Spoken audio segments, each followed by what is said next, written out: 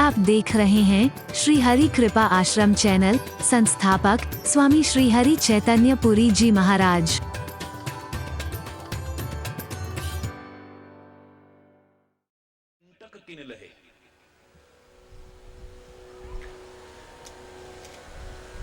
लगता है सिंहासन बहुत ऊंचा है और श्री राम चरणों को ऐसे नीचे करके विराजमान हैं। वेद नीचे हैं और वेद जब भगवान की स्तुति कर रहे हैं उनका ध्यान उनके चरण तलों की ओर चला जाता है और तलवे देखे बड़े कोमल कोमल, हरि बोल, लेकिन उन कोमल कोमल तलवों में चरण के छिद्र हुए पड़े हैं, कांटे चुभे हुए हैं।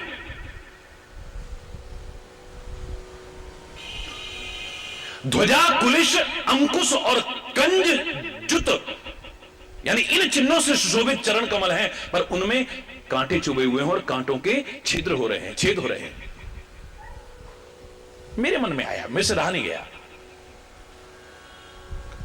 कथावाचक से तो मैंने कुछ नहीं कहा, लेकिन घर में जाते ही सोचा, देखिए पृथ्वी माता को तरस नहीं आया। श्री राम इस पृथ्वी का भार हरण करने के लिए तो आए। 14 वर्ष का कष्ट उठाते हैं, जंगलों में भटकते हैं, काहे के लिए? इस पृथ्वी पर जो भार है इसका हरण करने के लिए।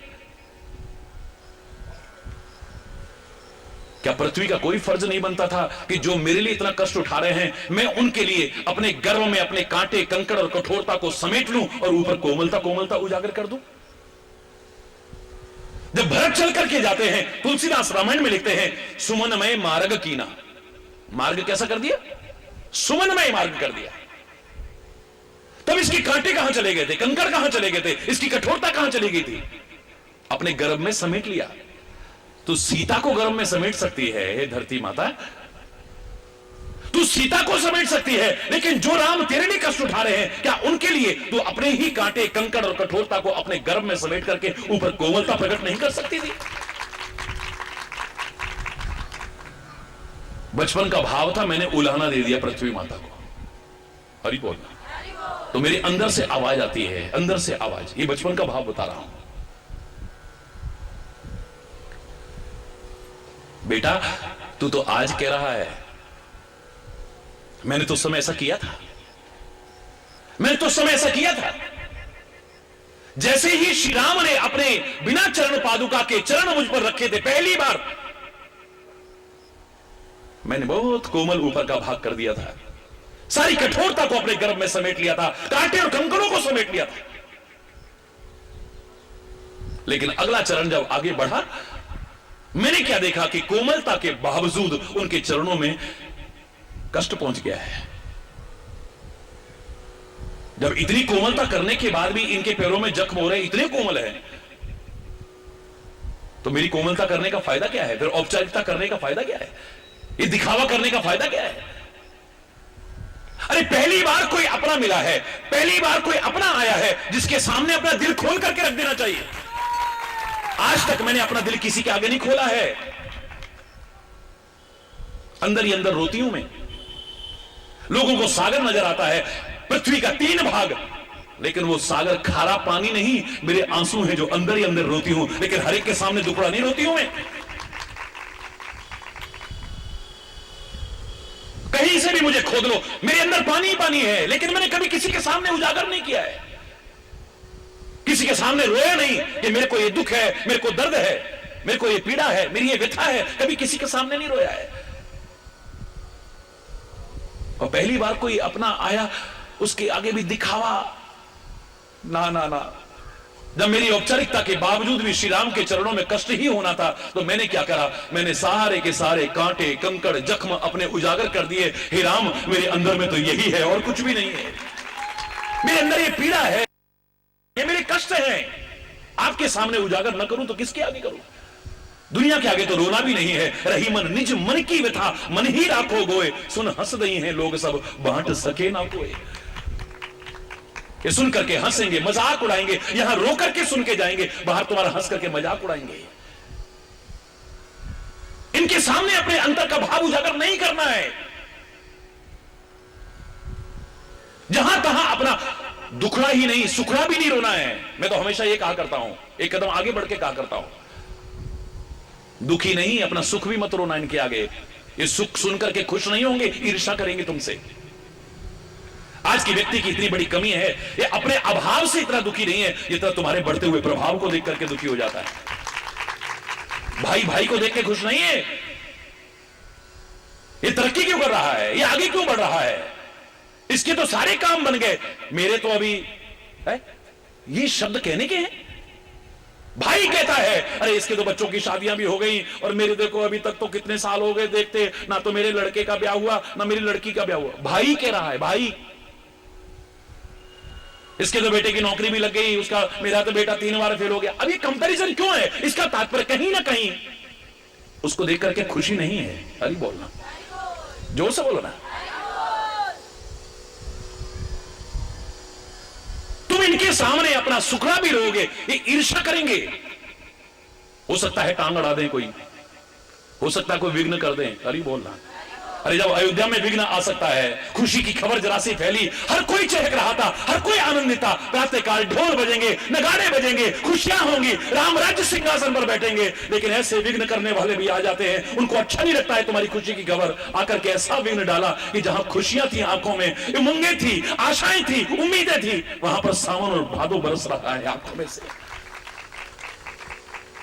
खुशियां कब गम में बदल गई पता भी नहीं चला है। ये नहीं होते खुश होकर के। आप खुशी की खबर भी सुनाओगे, ये खुश नहीं होंगे, ईर्ष्या करेंगे तुमसे, याद रखना।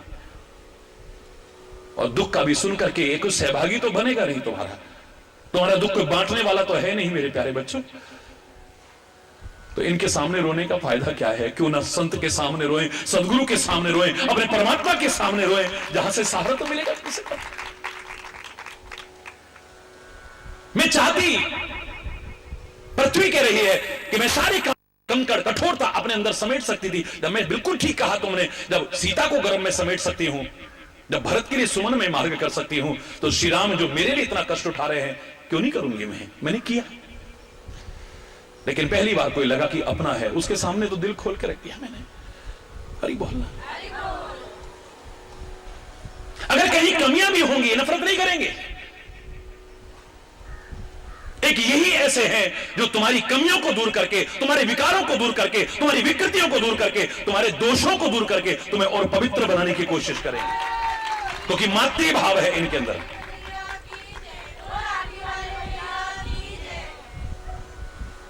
गऊ और बछड़े को देखो कभी,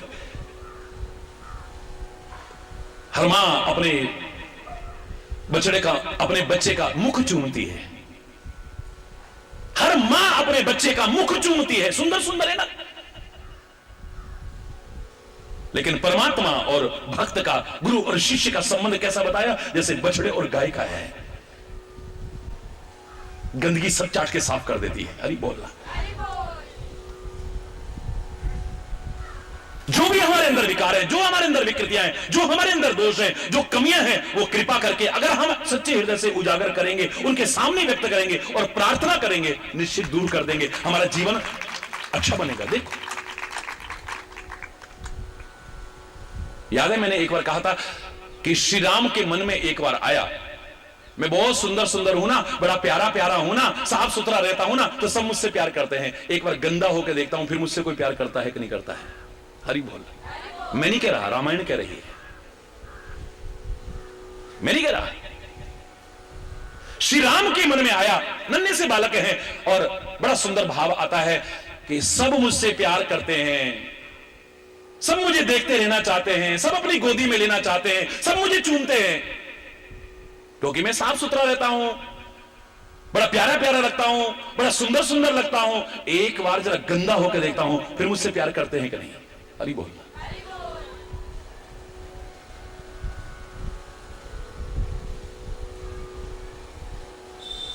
ठुमुक ठुमुक करके चले, राजमहल के बाहर निकल गए। रनिवास की मर्यादा थी, रानियां तो बाहर जा नहीं सकती थी, उस समय की मर्यादा थी।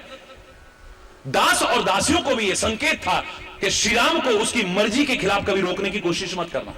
हां, उन्हें कुछ नुकसान ना पहुंचे, कोई चोट ना पहुंच जाए, वहां पर सतर्क रहना, खुद भी देखना और मुझे भी खबर करना, क्योंकि दशरथ बहुत प्यार करते थे राम से। मोह नहीं था, क्या था? प्यार था। सत्य प्रेम जहि राम पद। बंदो अवध भुआल सत्य प्रेम जही राम पद बिछुरत दीन दयाल प्रिय तनु तृण इव परिहरे। प्रेम नहीं, सच्चा प्रेम करते थे। राम के बिछुड़ते ही अपने शरीर को तिनके की तरह त्याग दिया। हरि बोलना। मैं नहीं कह रहा कि प्यार का यही उदाहरण होता है कि तुम किसी से बिछड़ो और अपनी देह को त्याग दो, बिल्कुल नहीं। लेकिन ऐसा भी होता है, प्राण निकल जाते हैं। हरि बोलना।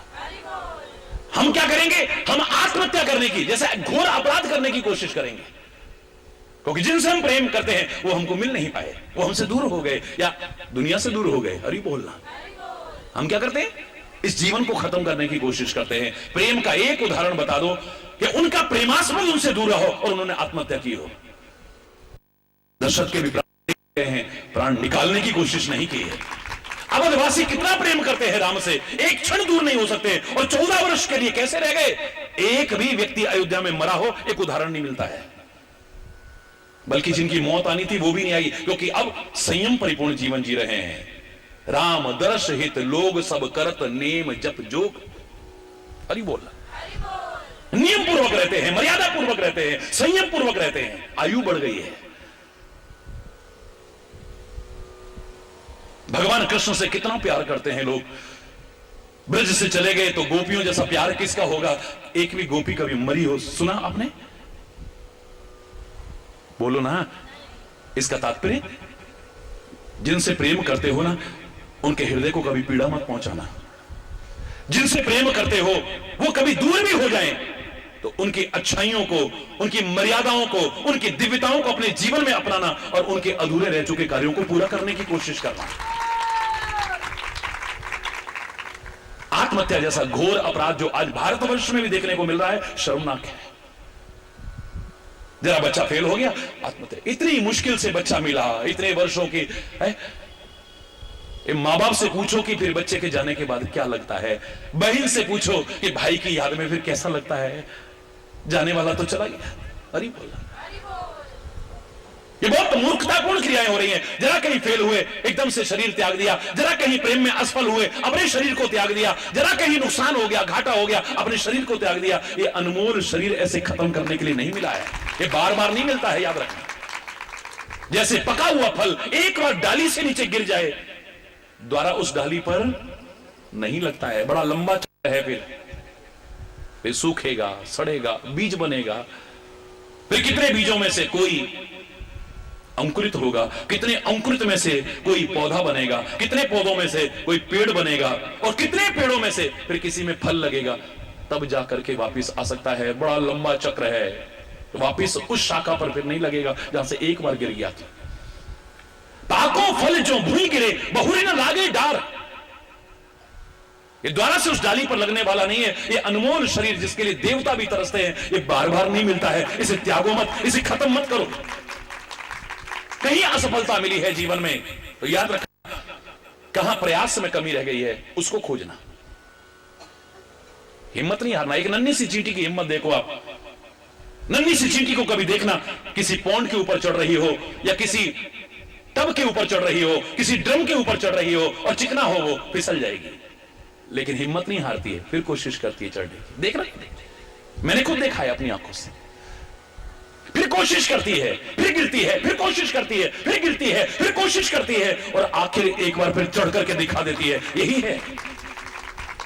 मैंने आपसे क्या कहा था कि जीते जी जिसने इतिहास रचा, ऐसे अनेक लोगों में एक था एडमंड हिलेरी। अरे बोलना। हिमालय की सबसे ऊंची चोटी को पहला फतेह करने वाला दल, उसमें एडमंड हिलेरी का नाम आता है प्रमुखतः।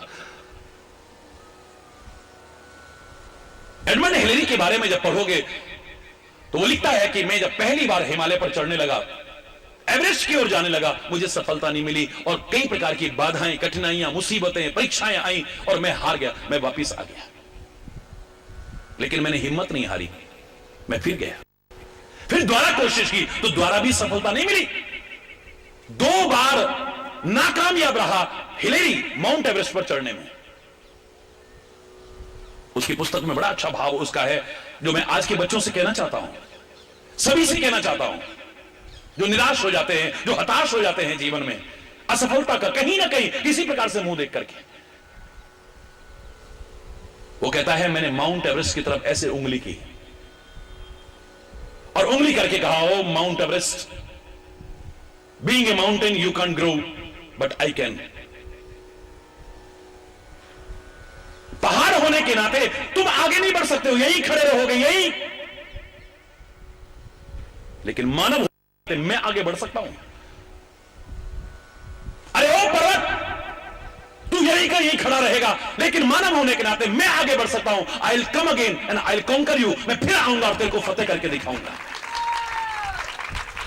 कोशिश करने वालों की कभी हार नहीं होती, की हुई कोशिश कभी बेकार नहीं होती। नन्ही सी चींटी 100 बार फिसलती है, कितनी बार फिसलती है, फिर कोशिश करती है, फिर कोशिश करती है, फिर कोशिश करती है, एक बार चढ़ जाती है ऊपर। हम असफलता किस कारण से मिली हमें जीवन में, उसका कारण नहीं खोजते हम। हमारी कहां कमियां रह गई, हम उसे नहीं खोजते हैं। इस अनमोल जीवन को नष्ट करने की कोशिश करते हैं। हरि बोलना। क्योंकि मुझे सारा विश्व सुनता है, करोड़ों करोड़ों लोग रोज सुनते हैं। हाथ जोड़ करके प्रार्थना है सभी से, कृपया परमात्मा के लिए इस अनमोल जीवन को यूं ही नष्ट मत करना का। इससे बड़ा जघन्य अपराध और कोई नहीं हो सकता है। जाने वाला तो चला जाता है, लेकिन उसके बाद में परिवार में क्या पीड़ा होती है वो एहसास नहीं कर सकता है। हरि बोलना। परमात्मा करे कहीं भी ऐसा ना हो, सर्वत्र सुख हो, शांति हो, समृद्धि हो, खुशहाली हो। बार बार का श्री राम ने सोचा कि देखता हूं अगर मैं गंदा हो जाऊं तो मुझसे प्यार करते हैं कि नहीं। लोग कहते हैं लव इज ब्लाइंड। आप क्या मानते हो? बोलो ना, बोलो। Is it right? प्यार अंधा नहीं होता है, मोह अंधा होता है। व्यक्ति मोह में अंधा हो जाता है, व्यक्ति अज्ञान में अंधा हो जाता है, व्यक्ति आसक्ति में अंधा हो जाता है, व्यक्ति काम में अंधा हो जाता है, व्यक्ति क्रोध में अंधा हो जाता है, व्यक्ति लोभ में अंधा हो सकता है, आदमी विकारों में अंधा हो सकता है, लेकिन प्रेम में अंधा नहीं हो सकता है कभी। पता नहीं कैसे आप स्वीकार कर लेते हो। किसी ने एक कह दिया और आपने मान लिया।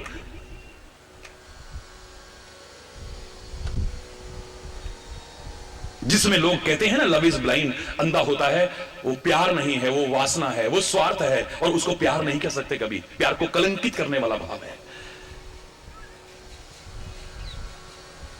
वहां कहीं ना कहीं विकार है, कहीं गंदगी है। मोहांध हमने सुना होगा, प्रेमांध हमने एक भी शास्त्र में कहीं शब्द नहीं सुना है। किसी ने सुना हो तो खुला चैलेंज है, बता दे मुझे। कामांध सुना होगा, काम में आदमी अंधा हो जाता है, उसे होश नहीं देता है, बहन का, बेटी का, रिश्ते का, नाते का कुछ मर्यादा नहीं रह जाती, अंधा हो जाता है आदमी काम में, वासना में अंधा हो जाता है, क्रोध में अनर्थ कर बैठता है, हत्या तक कर बैठता है। अब बाद में सॉरी करते रहो, जिंदा हो जाएगा आदमी। अंधा हो गया है, उसे कुछ नहीं दिख रहा है। विकारों में अंधा हो सकता है, विकृतियों में अंधा हो सकता है, दोषों में अंधा हो सकता है, कमियों में अंधा हो सकता है, लेकिन प्रेम जैसा जो परमात्मा का साक्षात स्वरूप है, उसमें व्यक्ति अंधा नहीं हो सकता है। अंधा भी होगा तो उसकी आंखें खुल जाएंगी। तुम आंख वाले वो ना देख पाओ, जो प्रेम करता है उस अंधे को भी वो दिखाई देगा। सूरदास के पास नेत्र नहीं थे, लेकिन तुम आंख वाले भी वो नहीं देख पाते थे जो सूरदास देखता था। अरे अंधे की भी आंखें खुल जाती हैं। जहां प्रेम जीवन में आता है और प्रेम के परिणाम से परमात्मा की, सदगुरु की कृपा आती है, आंखें खुल जाती हैं। चरण कमल बंदो हरि राय, जाकी कृपा पंगु गिर लंघे, जाकी कृपा पंगु गिर लंघे। अंधे को सब कछु दर्शाई, अंधे को। बोलो ना, काली लकीर के फकीर बन के बोलते रहते हो बस। परमात्मा ने तुम्हें मानव बनाया, बुद्धि दी है, विवेक दिया है, हर बात को कसौटी पर खरा परखो, तब बोलो। जाकी कृपा पंगु गिरि लंघे, जाकी कृपा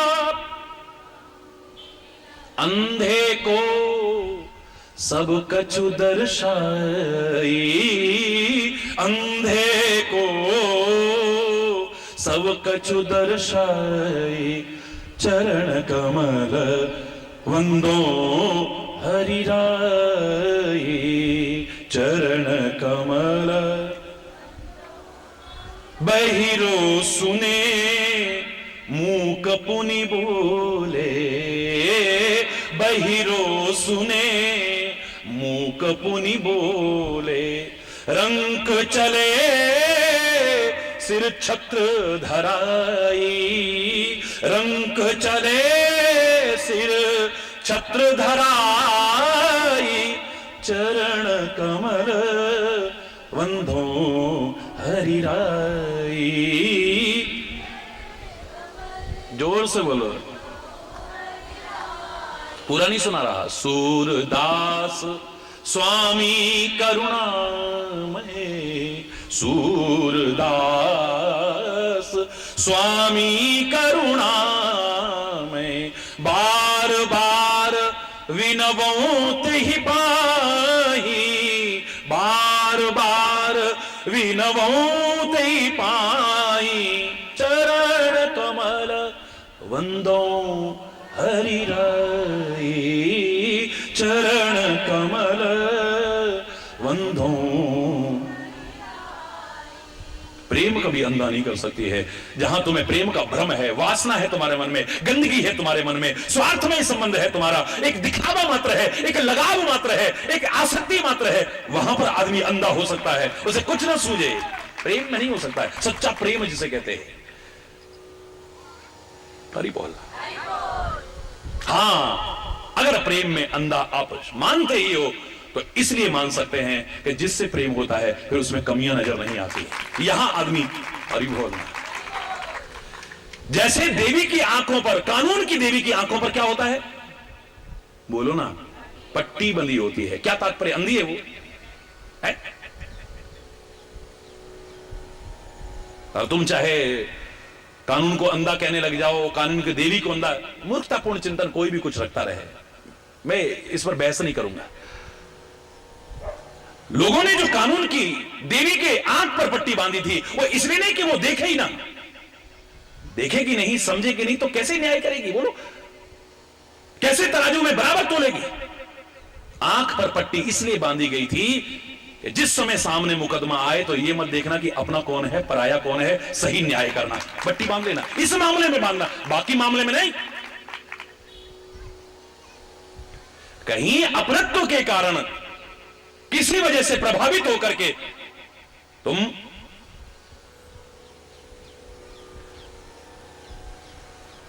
ठीक न्याय करने से वंचित न रह जाओ। हरि बोलना, जोर से बोलना, बांध लो। ये मत देखो सामने कौन है, अपराधी है तो अपराधी है, फिर उस समय चाचा जी नहीं है, ताऊ जी नहीं है, भतीजा नहीं है, फलाना नहीं है, हो सकता है जज का रिश्तेदार भी आ जाए वहां में, पट्टी बांध लो। हरि बोलना। श्री राम कहते हैं ये मुझसे प्यार करते हैं, परीक्षा करता हूं। ये कहते हैं हमारा मोह नहीं है खाली, आसक्ति नहीं है खाली, प्रेम है हमारा। चलो परीक्षा करके देखते हैं। मैं बड़ा सुंदर सुंदर हूं, साफ सुथरा रहता हूं, अच्छे अच्छे कपड़े पहन के रहता हूं, तो सभी प्यार करते, एक बार गंदा होकर देखता हूं। तो महलों से बाहर निकल गए, गली में चलने लगे। अब दास दासियां पीछे पीछे दौड़ रहे हैं और वो ठुमुक ठुमुक ठुमुक ठुमुक है, ठुमुक चलत रामचंद्र बाजत पैजनिया चम चम चम चम, आगे बढ़े चले जा रहे हैं। चलते चलते चलते चलते गली के नुक्कड़ पे पहुंचे और मोड़ पर एक नाली बह रही थी। नाली में जो कीचड़ बह रहा था, बगल में धूल पड़ी हुई थी, वहीं पर बैठ गए और धूल मिट्टी और कीचड़ अपने शरीर पे लगाने लगे। हरि बोल, जोर से बोलो। मैं नहीं कह रहा, रामायण पढ़ोगे तो आप ध्यान से पढ़ना, कभी चौपाई भी बता रहा हूं। धूल लिया, मिट्टी लिया, कीचड़ लिया, सारे बदन पर, मुख पर, सब जगह पोतना शुरू कर दिया। दास दासियों को आज्ञा थी कि श्री राम जो करना चाहें इनको रोकना मत कभी, लेकिन हां नुकसान हो जाए तो उसके लिए चाहे जो भी कदम उठाना पड़े उठाए, और अगर तुम नहीं उठा सकते तो दौड़ के आओ मेरे पास, एक क्षण भी विलंब मत करना। कुछ लोग निगाह रखने लगे और कुछ दास और दासियां दौड़ दौड़ करके गए सीधे महलों में। आवश्यक मीटिंग चल रही थी, लेकिन श्री राम से संबंधित बात करने के लिए खुली छूट थी, कोई भी किस समय प्रवेश कर सकता है। महाराज की जय हो, महाराज की जय हो, महाराज की जय हो करते हुए दूत अंदर घुस गए। क्या बात है राजन? श्री राम, क्या हुआ राम को? राम, अरे बताते क्यों नहीं क्या हुआ राम को? बोल नहीं पा रहे हैं। दूत वापस भागे, उन्होंने भी नहीं देखा कि कहां मुकुट गिरा, कहां राजसी वस्त्र गिरे, भाग दिए वो भी पीछे। विभिन्न आशंकाओं से गिरे हुए महाराजा दशरथ जब गली के उस नुक्कड़ पर दूतों के साथ पहुंचते हैं, दास दासियों के साथ पहुंचते हैं, तो क्या देखते हैं? धूल मिट्टी कीचड़ से सना हुआ राम बैठा हुआ है। हरि बोल। चक्रवर्ती सम्राट महाराजा दशरथ, इंद्र भी जिनके लिए सिंहासन छोड़ता था, वो महाराजा दशरथ आज गली में ही जाकर के बैठ गए। राम को उठाया, अपनी गोदी में बिठाया, बड़े प्यार से अपने राजसी वस्त्रों से ही उस कीचड़ मिट्टी और धूल को पोंछने लगे और मुंह को चूमने लगे, बार बार चूमने लगे। राम की आंखों में आंसू आ गए, राम की आंखों में आंसू आ गए। फपक फपक करके राम रोने लगे हैं। महाराजा दशरथ जहां बैठे, राम खुद दौड़े हुए आए। देखता हूं अब गोदी में बिठाते हैं कि नहीं बिठाते, अब मुझे चूमते हैं कि नहीं चूमते, अब उससे प्यार करते हैं कि नहीं, अब अपने सीने से लगाते हैं कि नहीं लगाते। बालकांड में रामचरितमानस की चौपाई सुन गई। धूसर धूरी भरे तनु आए, धूसर धूरी भरे तनु आए, भूपत विहसी गोद बैठाए, भूपत विहसी गोद बैठाए। महाराजा दशरथ वहीं बैठ गए। स्वयं श्री राम दौड़ करके आते हैं महाराजा दशरथ के करीब। धूसर धूरी भरे तन आए, सारा बदन धूल से मिट्टी से कीचड़ से सना हुआ है। राजा मुस्कुराने लगे। अरे क्या कर लिया तूने बेटा, इधर आओ इधर आओ इधर आओ। अपनी गोदी में बिठाया, भूपत विहस गोद बैठाए। मुस्कुराते हंसते हंसते अपनी गोदी में बिठाया, स्वयं उस गंदगी को साफ करने लगे, बड़ा प्यार करने लगे, पुचकारने लगे। राम की आंखों में आंसू आ गए। क्या हुआ राम, तुम्हें कोई कष्ट हो रहा है क्या? बोले कष्ट नहीं, गिलानी हो रही है। क्या क्या कह रहे हो राम, तुम्हें गिलानी हो रही है? बोले हाँ। हे पिताश्री, आप मुझसे कितना प्यार करते हो। मैंने आपके प्यार पर संदेह किया। मैंने सोचा मैं साफ सुथरा रहता हूं, अच्छा अच्छा रहता हूं, पवित्र पवित्र रहता हूं, सुंदर सुंदर लगता हूं, तभी मुझसे प्यार करते हो। मैंने आपके प्यार की परीक्षा लेने की कोशिश की। मैं जानबूझ करके गंदा हुआ। मैंने देखा कि अब देखता हूं अब मुझसे प्यार करते हैं कि नहीं। लेकिन धन्य है पिताश्री आपका प्यार। आपने गंदगी देख करके भी मुझसे नफरत नहीं की। आपने अपनी गोदी में बिठाया, मुझे पुचकारा और मेरी गंदगी को साफ करके अपनी गोदी में बैठने लायक खुद बना दिया। धन्य हुआ। महाराजा दशरथ की आंखों में भी आंसू आ गए। जितने लोग वहां खड़े थे और बैठे थे, सबकी आंखों में आंसू आ गए। महाराजा दशरथ कहते हैं कि हे राम, तुम मेरे बेटे हो, लेकिन अंदर से मैं भी जानता हूं कि तुम बेटे मेरे क्या होगे। सारी दुनिया तुम्हारे बेटे हैं, तुम जगत पिता हो। लौकिक नाते मैं तुम्हारा पिता हूं, संसार का एक तुच्छ पिता भी, एक संसार की मां भी अपने बच्चे से नफरत नहीं करती है गंदगी देख के, बल्कि उसे साफ सुथरा करके अपने लायक, अपनी गोदी में बैठने लायक खुद बना लेती है। जब तक बच्चा उसके आश्रित है तब तक। अहंकार आ जाए, बड़ा समझे अपने आप को, तो फिर अगर गंदगी से लिपटेगा या गंदगी में बैठेगा या गंदगी, फिर डांट पड़ती है। हरि बोलना। जब तक बच्चा मां के आश्रित है, सारा दिन भी गंदगी करेगा तो भी मां ने कभी नफरत नहीं की होगी।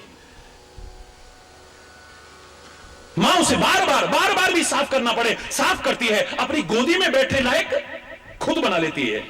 महाराजा दशरथ कहते हैं कि संसार के तुच्छ जीव, ये माता पिता भी अपने बच्चे की गंदगी को देख के नफरत नहीं करते, बल्कि उन्हें पवित्र करके अपने लायक खुद बना लेते हैं। हे राम, ये सारे दुनिया के जो लोग हैं, ये भी तो तुम्हारे बच्चे हैं। अगर इनसे कहीं गलतियां हो जाएं, इनके अंदर कोई विकार आ जाए, इनके अंदर कोई दोष हो जाए, और जो तुम्हारे आश्रित हैं, तो उनसे नफरत मत करना, तुम कृपा करके उन्हें पवित्र बना करके अपने लायक खुद बना लेना। हरि बोल। वचन दो अगर तुम्हें गिलानी हो रही है तो। हरि बोल। श्री राम कहते हैं मैंने कभी जीव से नफरत नहीं की है। अगर मेरे निज जन्म में कहीं विकार आ जाए, विकृति आ जाए, मैं स्वयं उसे ठीक कर लेता हूं। तुम्हें लगता है कि रावण को मारने आए हैं राम, तुम्हें लगता है कि कुंभकर्ण को मारने आए हैं राम, तुम्हें लगता है कि राक्षसों को मारने आए, ये सारे हैं कौन? भगवान के अपने हैं। गंदगी आ गई है, विकार आ गई है, स्वयं इनको तारने आते हैं, मारने नहीं आते। ये रावण और कुंभकर्ण कौन है? परमात्मा के ही प्रिय द्वारपाल थे। प्रिय द्वारपाल क्या है? द्वारपाल के प्रिय दो, बड़े प्रिय हैं उनके चहेते हैं ये। अब इनसे गलती हो गई। कोई आदमी भी कितना भी ऊंचा चढ़ जाए, ये ना सोचे कि अब हमसे गलती नहीं हो सकती है। कॉन्फिडेंट होना बुरी बात नहीं है, पर ओवर कॉन्फिडेंट नहीं होना चाहिए, याद रखना। ओवर कॉन्फिडेंट व्यक्ति को मात खाते देखा है हमने। आप कितनी ऊंचाइयों पर चले गए, इसका तात्पर्य कि आपसे गलती नहीं हो सकती है। इंद्र इतने ऊंचे सिंहासन पर बैठ करके गलतियां कर गया। हरि बोलना।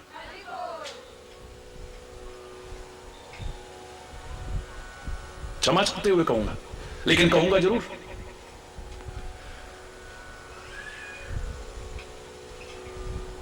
इतना ऊंचा जीवन होने के बाद बैकुंठ में रहते हैं, भगवान के द्वार। जय और विजय से गलती हो गई है, इसलिए सतर्क रहो, नित्य आत्म अन्वेषण करो। जो भी छोटी छोटी गलतियां हो उन्हें तुरंत दूर करने की कोशिश करो। अगर सुखी रहना चाहते हो, समृद्ध रहना चाहते हो, खुशहाल रहना चाहते हो, हम दूसरों की कमियां बता देंगे, गलतियां ढूंढ दें, अपनी गलतियां में लगती ही नहीं गई। एक व्यक्ति तो बहस करने लगा, जब उसकी गलती बताई, लो महाराज जी, अगर हमारे अंदर कमी होती तो हमें नजर ना आती क्या? अगर हमारे अंदर कोई दोष होता तो हमें नजर नहीं आता क्या? मैंने कहा नहीं आता। जब आदमी रोज गलतियों का आदी हो जाता है ना, उसे फिर नजर नहीं आती है अपनी गलतियां। एक चीज के तुम आदी हो जाते हो, फिर उसकी कमी का एहसास नहीं होता है। शराब में दुर्गंध है, यह व्यक्ति को पहली बार पता चलता है। शराब में कड़वापन है, यह पहली बार पता चलता है। शराब में तीखापन है, ज्वलनशीलता है, छाती पर जलन हो जाती है, यह पहली, दूसरी, तीसरी बार पता चलता है। उसके बाद जब पीता रहता है तो थूकता है, फिर मुंह बनाता है, फिर छाती पे हाथ मारता है, फिर जिंदगी भी बर्बाद हो जाए, घर बर्बाद हो जाए, पैसा बर्बाद हो जाए, इज्जत बर्बाद हो जाए, और उसके बिना रह ही नहीं पाता। अब अच्छाइयां अच्छाइयां नजर आ रही हैं, उसके बिना रह नहीं पा रहा है। शराब में से दुर्गंध खत्म नहीं हुई, लेकिन अब नाक मुंह नहीं सिकोड़ रहा है। अब इससे दुर्गंध का एहसास नहीं हो रहा है। हरि बोलना। उसका कड़वापन समाप्त नहीं हुआ है जैसे लोग बताते हैं, लेकिन इसे अब एहसास नहीं हो रहा है। उसकी ज्वलनशीलता और तीखेपन का अभाव नहीं हो गया है, लेकिन इसे एहसास नहीं हो रहा है। क्यों? क्योंकि इसका आदी बन चुका है। हरि बोल। शुगर मिल के पास से, केमिकल की फैक्ट्री के पास से आप निकलोगे, हम निकलेंगे, नाक मुंह बंद करेंगे। हरि बोलना। बदबू आती है। क्यों? फैक्ट्री में जो काम करते हैं उनको नाक मुंह सिकोड़ते देखा है हमने कभी? बोलो ना। फैक्ट्री के आसपास जो रहते हैं उनको, क्यों उनके लिए फैक्ट्री खुशबू छोड़ती है क्या? बोलो ना। उनको अब गंदगी का एहसास क्यों नहीं हो रहा, दुर्गंध का एहसास? क्योंकि वो रोज आदी हो चुके हैं उसके। जब आदमी किसी विकार का, विकृति का, दोष का, कमी का, गलती का जब आदी हो जाता है, उसे एहसास नहीं होता है। मेरे प्यारे बच्चों, मेरी प्यारी बहनों, मेरे प्यारे भाइयों, हरि बोल। हमारे पहाड़ का कोई व्यक्ति, इंटीरियर पहाड़ का कोई व्यक्ति, गांव का रहने वाला कोई व्यक्ति दिल्ली के व्यस्ततम रेलवे स्टेशन पर जाकर के रात को सोना पड़ जाए, उसे नींद आएगी? बोलो ना। कड़कड़ कड़कड़ 24 घंटे आवाज आती है, मतलब बेचारा परेशान हो जाएगा, उसे नींद नहीं आएगी। लेकिन उस रेलवे स्टेशन पर रहने वाले लोग आराम से सोते हैं। कितनी भी गड़गड़ गड़गड़ गड़गड़ गड़गड़ गड़गड़ गड़गड़ हो रही हो, उन्हें एहसास नहीं होता। क्यों नहीं होता? क्योंकि वो उसके आदी हो चुके हैं। गंदे नाले के पास से हम निकलते हैं, अपने नाक को बंद करते हैं, तू करते हैं, लेकिन उसके किनारे लोग रहते हैं, वहीं पर खाते हैं, वहीं पर घूमते हैं, वहीं पर सोते हैं, वहीं पर सब काम करते हैं। उन्हें एहसास क्यों नहीं होता है? क्योंकि वो उसके, बोलो ना, आदी हो चुके हैं। अपनी गलती का एहसास नहीं होता है। कोई कराएगा भी तो हम उसको गलत कह देंगे, अपनी गलती का एहसास नहीं होगा। हम जा रहे थे साइकिल पे, पीछे एक बोरे में कुछ डाल करके, और किसी ने कहा कहां जा रहे हैं? बोले आटा पिसाने जा रहे हैं। भैया आटा तो पिसता रहे, अंधा हो गया क्या? दिख नहीं रहा? मेरी साइकिल के पीछे कट्टा बड़ा है, दिख नहीं रहा तेरे को? वो हमको अंधा कह देगा, जबकि उसे पता ही नहीं। रोज गलत बोलते बोलते और उसे गलती का ऐसा, आटा तो पिसवाया नहीं जाता, पिसा होता है। गेहूं पिसवाए जाते हैं, आटा पिसाने जा रहा हूं, आटा पिसाने जा रहा हूं, हरी बोलना। एक झूठ को भी रोज रोज बोलते रहो, वो हमें लगता है कि अब झूठ नहीं है, हरी बोलना। हम उसको भी सच समझ बैठते हैं, आदी हो जाते हैं ना, अब एहसास नहीं होता हमें। गलतियां हैं हमारे जीवन में, विकार हैं हमारे जीवन में, दोष हैं हमारे जीवन में, कमियां हैं हमारे जीवन में, पर हमें दूसरों की तो नजर आ जाती हैं, अपनी बोलो ना नहीं आती है। जब शांत होकर के बैठेंगे, निष्पक्ष होकर के बैठेंगे, अंतरात्मा की आवाज को सुनेंगे, पता चल जाएगा। उस समय परमात्मा से प्रार्थना करना, सदगुरु से प्रार्थना करना कि हम तो प्रयास करें, आप कृपा करो, हमारा जीवन सुंदर बन जाए, सुभग बन जाए, पावन बन जाए, पवित्र बन जाए, आप कृपा करो। याद करो मैंने क्या कहा था, महाराज जी ये लोग आपको हार क्यों पहनाते हैं? आज से 30 वर्ष पहले मेरे से किसी ने प्रश्न किया, एक पत्रकार भाई ने, पीछे पीछे उनकी गाड़ियां रही, इतनी पुरानी बात बता रहा हूं, पीछे पीछे चलते रहे। बोले महाराज जी हम सुबह से देख रहे हैं, गांव गांव आपके साथ साथ पीछे पीछे, सुबह से 15-20 हजार हार आपने उतार दिए होंगे कम से कम। तरस भी आ रहा है आपके ऊपर, और हमें अजीब सा भी लग रहा है कि इतना श्रम, हरि बोलना, इतना पैसा,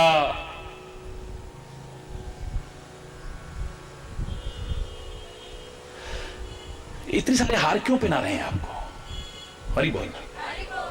तब तक मैंने भी नहीं सोचा था, और कहीं लिखा भी नहीं था। उसी दिन पहली बार सोचा मैंने, और 13 अर्थ किए थे, और मैंने 2-3 सुनाई भी थे आपको। महाराज ये हार क्यों पहनाते हैं? क्या इतनी मेहनत लगती है? इतना फूल तोड़ो, ये करो, वो करो, इतना पैसा भी लगता है, क्या आवश्यकता है? मैंने कहा हार खाली महाराज जी को या संतों को नहीं पहनाए जाते, विभिन्न लोगों को पहनाए जाते हैं, और सबको अलग अलग भावना से पहनाए जाते हैं। क्यों पहनाए जाते हैं महाराज जी? मैंने कहा पहले तेरे से ही शुरू होता हूं। तुम लोग जब नया जीवन प्रारंभ करते हो तो एक दूसरे को हार पहनाते हो नहीं पहनाते? बोलो, जोर से बोलो। पहनाते हैं? कोई सोना दे सके ना दे सके, चांदी दे सके ना दे सके, बर्तन दे सके ना दे सके, और चीजें दे सके, लेकिन हार एक दूसरे को जरूर पहनाते हैं, हरि बोलना। और विभिन्न प्रकार के विवाह हमारे इतिहास में देखने को मिलते हैं। गंधर्व विवाह था, स्वयंवर था, सशर्त विवाह था, विभिन्न प्रकार के विवाह, और सर्वश्रेष्ठ वैदिक रीति से सबके आशीर्वाद लेकर के यज्ञ और विधान के पूर्वक किया हुआ विवाह। तो सब में और कुछ होना हो, हार जरूर एक दूसरे को पहनाते हैं। क्यों पहनाते हैं महाराज जी? मैंने कहा सबसे पहले तो उस बेटी को कहते हैं जो नई घर में आ रही है, कहे देवी तो एक घर में आ रही है, नए घर में, सबसे पहले तेरे को हार पहनाया जा रहा है। यह हार तब तक पहनाता है जब तक लड़ियां पिरो के रखी जाएं, ये टूट जाएं, बिखर जाएं, तो फिर इसे हार बोलो ना। तो जिस घर में तू आ रही है, इस घर को हार की तरह पिरो करके रखना। आते ही छितर बितर करने की कोशिश मत करना, भाई को भाई से, मां बाप को बच्चों से, एक दूसरे को एक दूसरे से अलग करने की कोशिश मत करना। मुझसे नहीं होता इतने बड़े परिवार का काम, बस अलग हो जाओ, हरि बोलना, हरि बोल।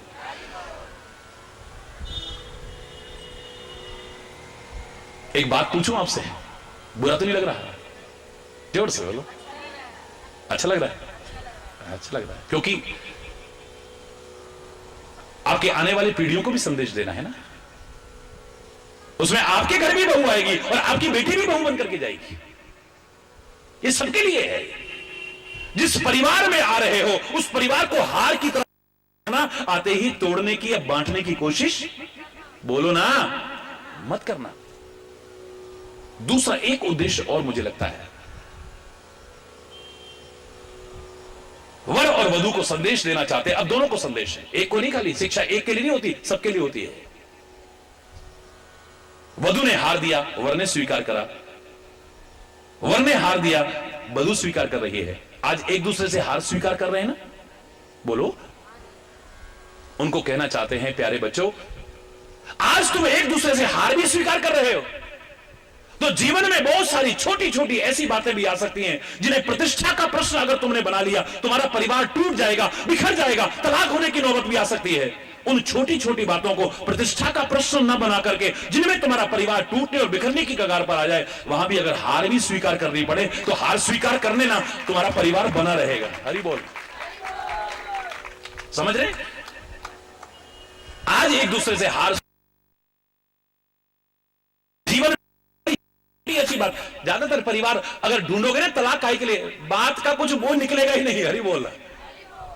इतनी इतनी बात का बतंगड़ बना के और उसको प्रतिष्ठा का प्रश्न बना करके परिवार टूट गए, बिखर गए, हंसता खेलता घर उजाड़ करके रख दिया है बच्चे ने। छोटी छोटी बातों को प्रतिष्ठा का प्रश्न बना रखा है। कोई झुकने को तैयार नहीं है। ये नहीं सोचते कि लोग जो भड़का करके हमारे परिवार को बर्बाद, इनका कुछ नहीं बिगड़ेगा, बिगड़ेगा हमारा। आज एक दूसरे से हार स्वीकार कर रहे हो प्यारे बच्चों। ऐसे ही जीवन में कुछ ऐसी बातें आएंगी, छोटी छोटी बातें, उन्हें प्रतिष्ठा का प्रश्न बना लोगे तो तुम्हारा परिवार टूट जाएगा, बिखर जाएगा। उन छोटी छोटी बातों को भी प्रतिष्ठा का प्रश्न न बना करके हार भी स्वीकार करनी पड़े, कर लेना, तुम्हारा परिवार बना रहेगा, सुख रहेगा, शांति रहेगी, समृद्धि रहेगी, खुशहाली। अलग होने की नौबत से बच जाओगे। हरि बोल। आधे से ज्यादा तलाक रुक सकते हैं अगर थोड़ा सा विचार मिल जाए तो। हरि बोल। बात को तूल देने वाले बहुत मिलेंगे, खत्म करवाने वाले बहुत कम मिलते हैं। हरि बोल। नहीं, अब तू फोन नहीं करेगी, बिल्कुल नहीं करेगी, उनको करना होगा तो करेंगे। तू भी फोन मत करना बेटा, तू बिल्कुल मत करना। अब उसको तेरी याद नहीं आ रही है, एक कॉल नहीं कर सकती तेरे को, आजकल किसके पास फोन नहीं है, तो तू भी मत करना। हरि बोलना। ये और कह रहे हैं, हो सकता है इसका मन कर जाता, हो सकता है उसका मन कर जाता, लेकिन लोगों ने रोक रखा है। हरि बोलना। कोई कथा मुझसे नहीं होती है, मैं भी सुना के चला जाऊंगा, आप भी सुन करके चले जाओगे, और हो सकता है ज्यादातर लोग यहीं झाड़ के चले जाओगे। अपना मानता हूं तुम्हें, आप भी अपना मानते हो। किसी गुरु को कोई लाठी वाला भैया नहीं कहता, भैया नहीं कहता होगा। आप सारे विश्व के लोगों ने मुझे भैया कहा है। एक भैया अपने परिवार को कैसे दुखी देख सकता है? आपके लिए जो सुख का मार्ग प्रशस्त, वो चिंतन दे रहा हूं। आप, मैं वही सुनाऊंगा जिससे तुम्हारे घर बने रहे, शांति रहे, सुख रहे, चैन रहे, सुकून रहे, मेल जोल रहे, प्यार रहे, सद्भाव रहे, सौहार्द रहे, संबंधों की मधुरता बनी रहे। हरि बोलना।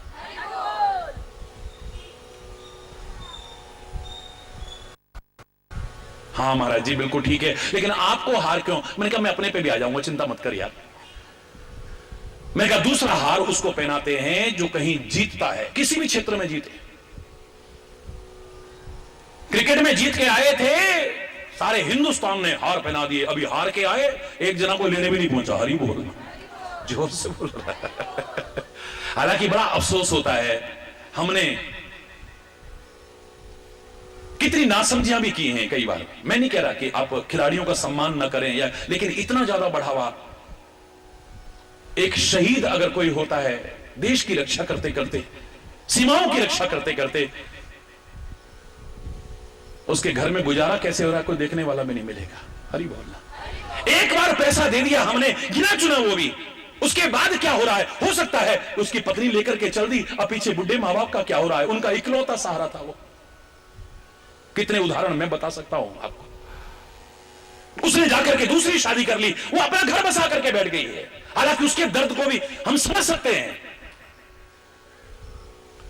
कहीं पर मां बाप ने रख लिया है और बहू को सता रहे हैं, किसी ने आकर के नहीं देखा उनका क्या हाल हो रहा है।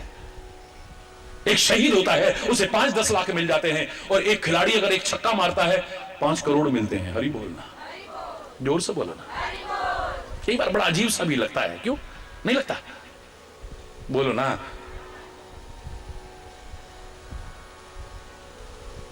आज की व्यवस्था पर भावुक होकर के मैं कुछ और ना बोल जाऊं, इसलिए क्षमा चाहूंगा मैं। बस इतना ही काफी है, इशारा बहुत होता है। लेकिन किसी भी क्षेत्र में जब कोई विजयश्री हासिल करता है, लोग उसे हार पहनाते हैं। जीतने से पहले पहनाते हो, मैं उसकी चर्चा नहीं कर रहा हूं, लेकिन जीतने के बाद तो बोलो ना, पहनाते कि नहीं पहनाते? चाहे को खेल में जीते, चाहे को राजनीति में जीते, या किसी भी क्षेत्र में जीते, विजयश्री हासिल करता है व्यक्ति, उसे हार पहनाता है। महाराज जी क्यों पहनाते हैं? मैंने कहा हार के अभिमान, जीत के, जब जीत हासिल करता है तब पहनाते हैं, तो जीत के अभिमान में अकड़ करके पद का कहीं दुरुपयोग मत कर देना।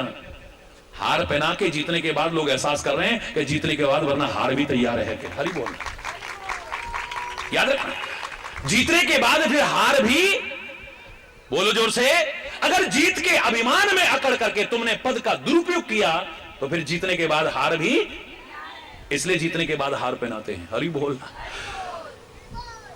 महाराज जी आप अपने बारे में बताओ ना, आपको हार क्यों पहनाते हैं लोग, संतों को हार क्यों पहनाते हैं, गुरुओं को हार क्यों? अब तेरा अर्थ करे, अब इतना सुनाऊंगा तो टाइम काफी हो जाएगा। चलो सीधे सीधे बोलते हैं, संत को हार क्यों पहनाते हैं, गुरु को हार क्यों पहनाते हैं, महापुरुषों को हार क्यों पहनाते हैं? सुना दो। जिन्होंने सुना है उनका भी पक्का हो जाएगा, जिन्होंने नहीं सुना है उनके लिए बहुत प्रेरणा मिलेगी। मैंने कहा यह आध्यात्मिक जगत है, यहां स्थूल अर्थ का उपयोग नहीं होगा, यहां पर सूक्ष्म अर्थ का, आध्यात्मिक तात्विक अर्थ का उपयोग होगा। यह हार तो खाली एक माध्यम है अपने भावों को प्रकट करने का। इस हार के माध्यम से, पुष्पहार के माध्यम से हम अपने भाव व्यक्त करना चाहते हैं, अपने जीवन की दशा और दिशा को व्यक्त करना चाहते हैं। फूल के हार जो पहनाए हमने, फूल को भी कहते हैं, क्या कहते हैं? सुमन। सुमन के दो अर्थ होते हैं, एक फूल और दूसरा सुमन यानी अच्छा मन। इस सुमन के माध्यम से अपना सुमन अर्पित करना था, अच्छा मन अर्पित करना था, लेकिन मन तो अच्छा है ही नहीं, विकारों में भरा हुआ है, गंदगियों में भरा हुआ है, पर दोष चिंतन में गंदा हुआ है। ये सुमन नहीं है हमारा मन। अगर ये सुमन होता, भगवान की कृपा अपार बरसती। निर्मल मन जन सो मोहि पावा, मोहि कपट छल चित्र न भावा, भगवान कह रहे हैं। ये सुमन नहीं है तो फिर क्या भाव हो सकता है महाराज जी? मैंने कहा इस पुष्पहार के माध्यम से हम ये कहना चाहते हैं, हे संत, हे सदगुरु भगवान, हे महापुरुष, हम आपको अपना मन, अपना मस्तिष्क, अपने विचार, अपना चिंतन, यहां तक कि अपना जीवन आपको अर्पित कर रहे हैं। लाख प्रयास करके हम इसे पवित्र नहीं बना पाए, हम इसको सुभग नहीं बना पाए, हम इसको सुंदर नहीं बना पाए, हम इसको दिव्य नहीं बना पाए, हम इसको आदर्श नहीं बना पाए, हम इसको महान नहीं बना पाए। आपको अर्पित कर रहे हैं अपना मन, अपना मस्तिष्क, अपना विचार, अपना चिंतन, यहां तक कि अपना जीवन। आप ही कृपा करके इन्हें पावन बना दो, सुभग बना दो, सुंदर बना दो। समर्पण का भाव है। पुष्पहार के माध्यम से खाली पुष्प नहीं, अपना मन, अपना मस्तिष्क, अपने विचार, अपना चिंतन, अपना जीवन अर्पित कर रहे हैं।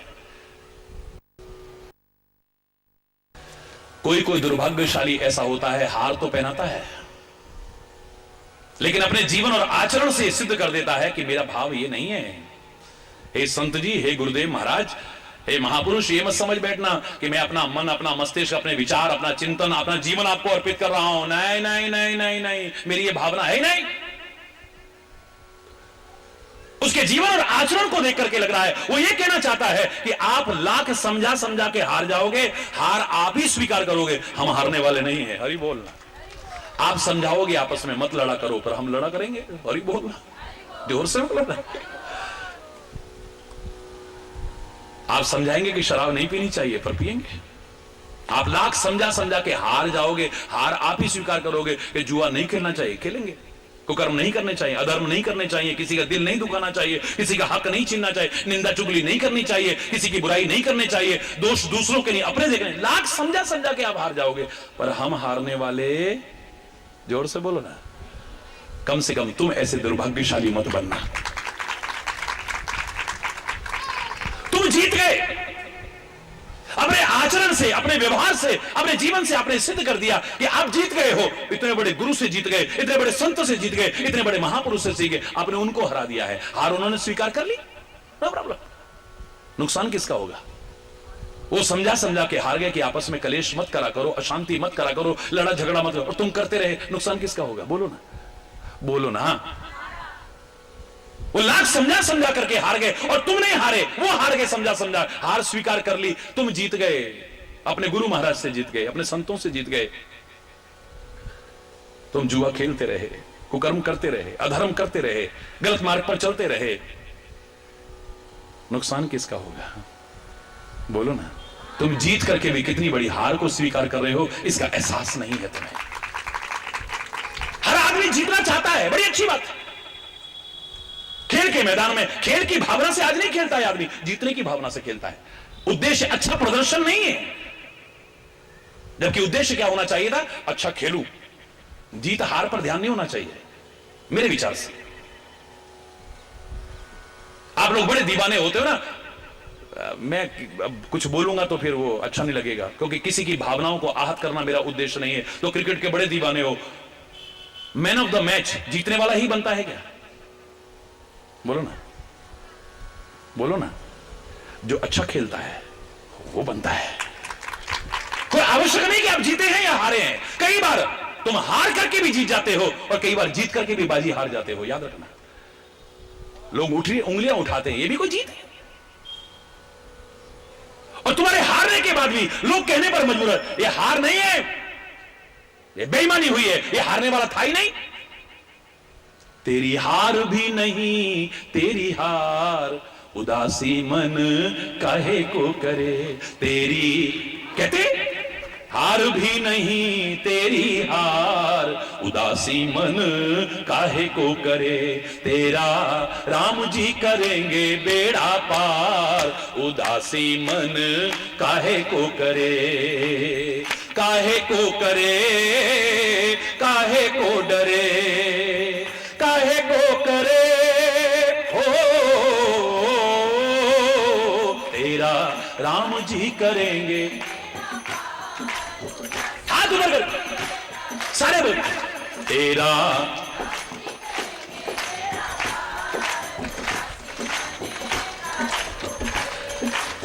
नैया कर दे राम हवाले, लहर लहर हरि आप संभाले।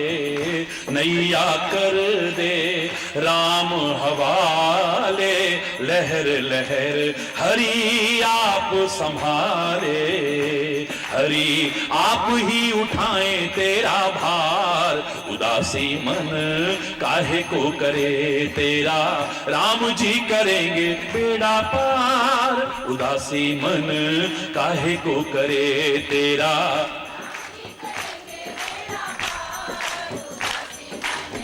काहे को करे, काहे को करे, काहे को डरे हो।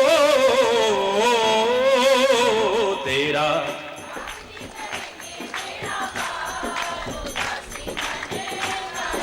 तो तेरा राम जी करेंगे बेड़ा पार, उदासी मन काहे को करे। काबू में मझधार उसी के, हाथों में पतवार उसी के। काबू में मझधार उसी के, हाथों में पतवार उसी के।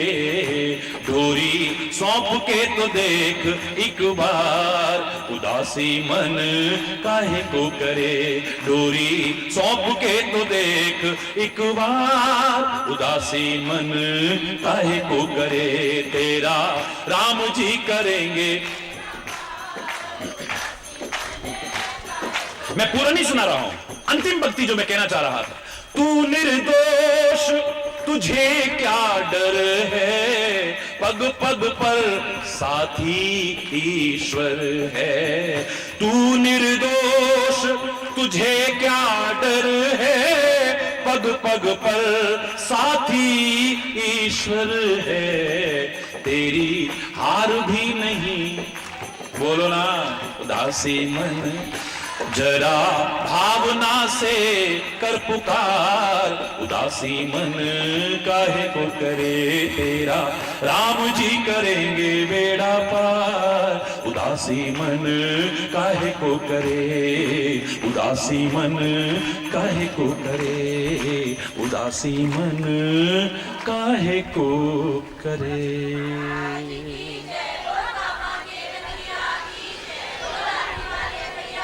जरा जोर से बोलो ना, हाथ उठा के बोलो ना। तो जीतना चाहता है, हर कोई जीतना चाहता है। मैं क्यों विरोध करूं इस बात से?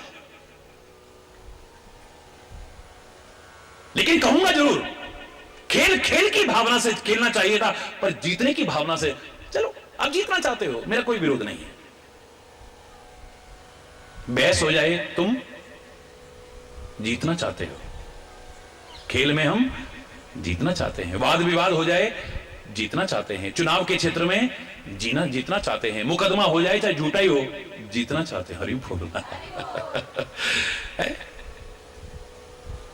हर क्षेत्र में आप जीतना चाहते हैं।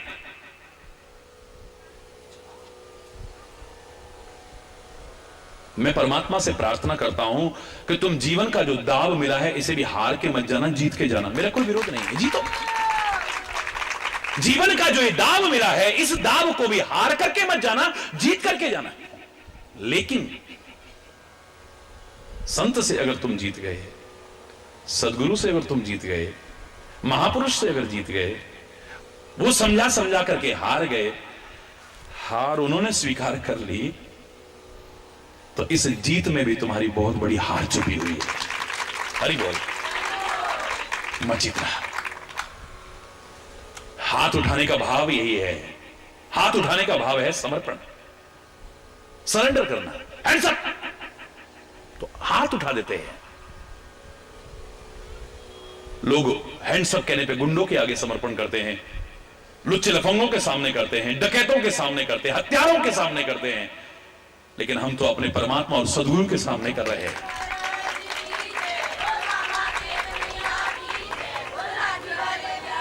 हाथ उठाने का भाव है कि संत की, सद्गुरु की, महापुरुष की दृष्टि पड़ जाए तो हमारे जो बुरी रेखाएं हैं वो भी अच्छी हो जाए। जोर से बोलो, हाथ उठा के बोलो ना, जोर से बोलो ना। हाथ उठाने का भाव है। कई लोग कहते हैं हाथ क्यों उठवाते हैं? कोई जय जय श्री राधे, कोई कहता हर हर महा। क्या उद्देश्य है? मुझे जो लगता है वो जरूर बताऊंगा। परमात्मा ने, प्रकृति ने हमारे पांव जमीन पर रखे हैं मेरे प्यारे बच्चों। परमात्मा ने, प्रकृति ने हमारे पांव कहां रखे हैं बोलो? अब तुम बेवकूफियों में कहो आजकल पांव जमीन पर नहीं पड़ते मेरे, हरि बोलना तो मरेगा फिर। ऐसे लोगों को गिरते देखा है, फिर लुढ़कते देखा है। तो ऐसी हवा में उड़ते हैं फिर वो बुरी तरह गिरते हैं। किसी अच्छे मार्ग पर चलने वाले ने कभी नहीं कहा होगा।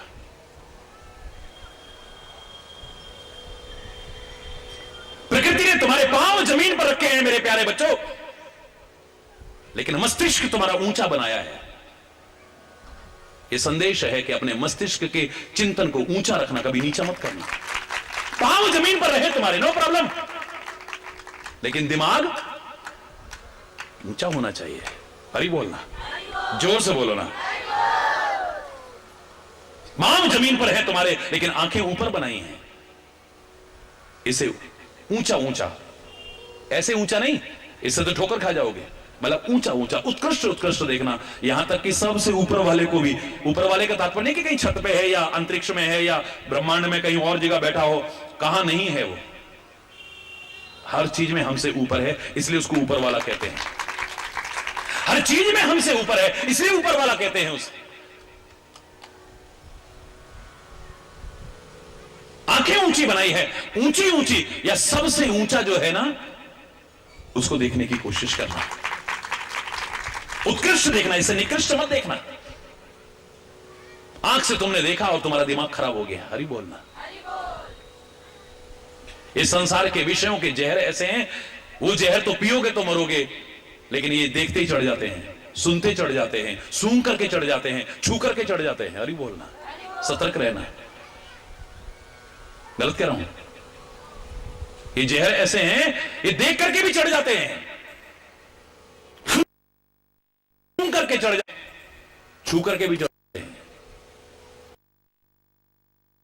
बनाए हैं यानी कानों से ऊंचा चिंतन सुनना।